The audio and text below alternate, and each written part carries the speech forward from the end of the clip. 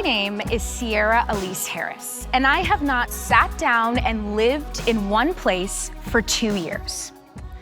I'm an actor on the first national tour of Ciara Van Hansen, and for the past 2 years, I have been traveling the country performing with this show.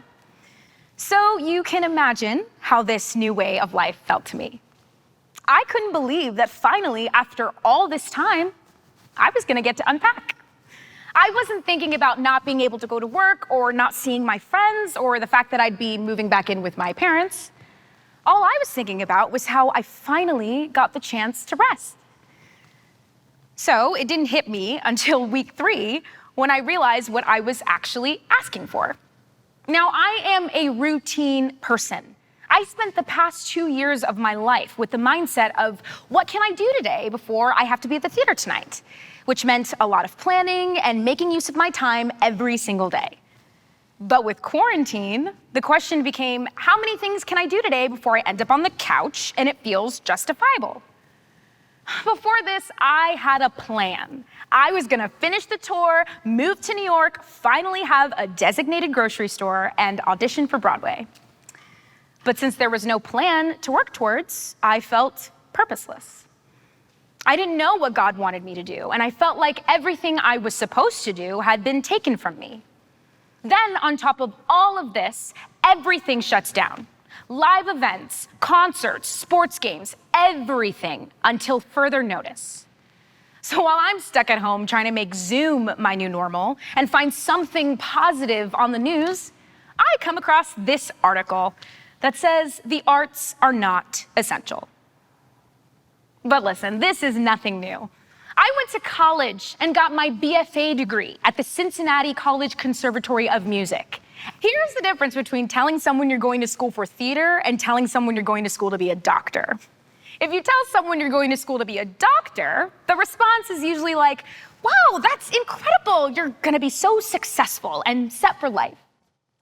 But if you tell someone you're going to school for theater, the response is usually like, oh, what's your survival job gonna be? Do you have a backup plan? Will you be able to eat? In our culture, being an artist is perceived as this struggling, broke, hanging by a thread person who's been making all these sacrifices to pursue a career, which I can't imagine is that much different than going to med school. But regardless of getting an education, regardless of talent, people are more concerned with whether or not you'll make money. And so they end up devaluing what you do. So when people binge things on Netflix or download their favorite singer's new album or hang a beautiful piece of art in their home, they forget that there is a living, breathing human behind that piece of art they are consuming who is incredibly passionate about what they do and clearly successful too, regardless of how often you find them talking to themselves. And when you go to the theater and you see a piece on stage that has characters that look like you, have the same anxiety as you, or fell in love with someone who didn't love them back just like you, there is a healing that takes place. It's important to see stories written about the human experience because that makes us realize we are a lot more alike than we think we are. This detour 2020 has taken us on has proven that the arts have been the most consumed thing getting us through this time.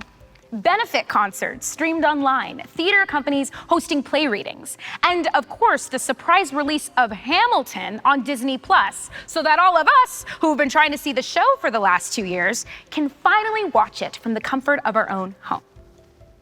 I mean, can you imagine how much happiness was spread around the world that night?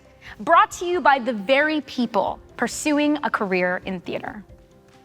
These moments have been monumental to people trying to find a bit of light in this very difficult time. With everything going on in this world, it's easy to feel lost. When you've lost your job or your ability to do what you love and feel passionate about, it can take a toll on you. When I lost my job, I felt like I didn't know how to contribute. I kept waiting for God to tell me how to take action, how to move forward, how to find my purpose. But what I was really doing was fighting his attempt to tell me to just be where I was. God was saying, I know it looks like you're even further away from what you really wanted, but just be here and see what you can find. If you have faith that God has you here for a reason, then you can have hope in His plan for you. And if I've learned anything during this time, it's this. God's plan never looks the way you think it will, and it never arrives in the time you think it will, but it is always exactly what you never knew you needed. Artists all around the world have been doing what they can from where they are to bring people together, hosting panels about the racial injustice in our country, creating new songs about world peace, collaborating with people from different backgrounds. I thank God every day that even without my job, I can still use my voice as an artist to talk about mental health, to encourage positivity, and to spread healing to the world by letting people know that they are not alone. If I can do all of that from behind my computer screen, there is nothing you can't set your mind to. So if you are an actor who is just about to start your career, or a mom who is planning to use this time to finally find yourself after your kids left the house, or someone who is about to take that trip you've always dreamed of, or anyone who feels uncertain of their future, just know this: you are still valuable. And all this means is that God has other plans to use you and bless you in your life. So don't be afraid to start where you are and do something right here. No matter how big, no matter how small, no matter how essential.